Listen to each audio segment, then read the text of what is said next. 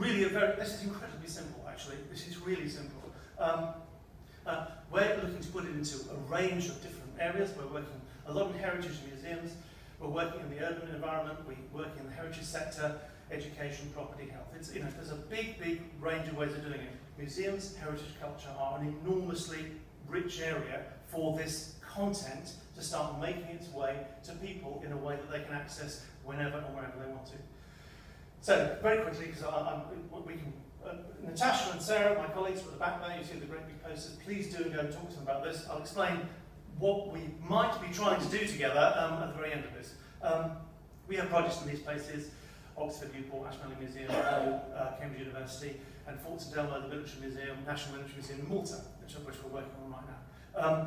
This is a big system, it's up there, it's all running. There are only 4 things that make it work. 4 things that make it work. One is, you need signage. You need to tell people there's something interesting to see in that place.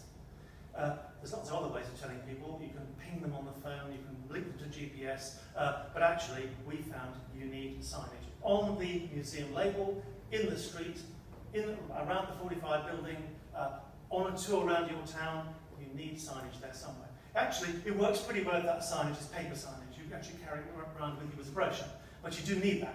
It's something that tells you that there's something interesting there, and it's worthwhile exploring. The second is the system. So it's a web-based system, it's not an app. that may not make a huge difference to people here, but essentially, and that's, I don't really mean about that right now. What I mean is, from the user's point of view, there's nothing to download. Okay, you just walk up, have a go, use it, walk away again. You haven't got to decide in advance, you haven't got to make up your mind first, you just simply use it. It's a web-based system, it resizes itself any kind of device, so it works on a phone, works on a tablet, works on a PC. It just simply turns itself to the right size. And that's what sits at the back end of it.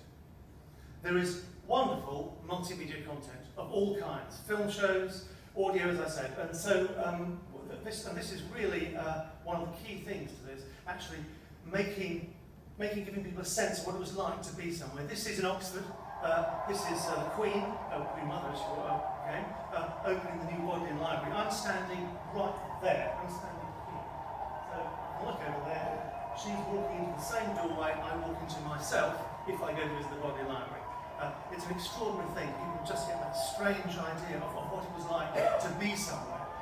And those bits of movie, seeing it on your phone in the street is an amazing thing. This is quite different. This is from Malta.